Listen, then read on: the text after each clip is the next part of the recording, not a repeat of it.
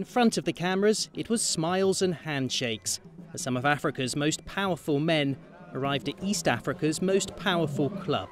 But the welcome music was especially loud for the presidents this year, because they have a new member. South Sudan has been campaigning to join the East African community since the country was formed. Today, it was finally accepted. South Sudan is a new member of the East Africa community. And they say they will make East Africa a better place for it. South Sudan is endowed with a lot of resources, which are virgin resources. If you talk of the agricultural potential, it is enormous. If it is water resources, it is enormous. If it is livestock, we are number one. The rest of the member states within the region can assist South Sudan within the family so that it can begin to be assisted and resolve some of these challenges, not only for the benefit of South Sudan, but even for the benefit of the region. For the likes of Tanzania's President Magufuli, South Sudan could represent a huge new market. And some say that could pose a threat to South Sudan's own fragile work programs.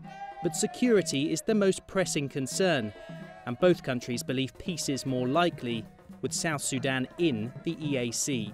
There'll be a united voice to the world about the humanitarian plight of the South Sudanese people who have been suffering in the wake of this conflict, prolonged and protracted conflict. So we shall be speaking in one united voice for the people of South Sudan in the name of the East African community. And wider integration was the theme of the day. A new passport was launched, making it cheaper for East Africans to travel around the region. And measures were agreed to make business easier.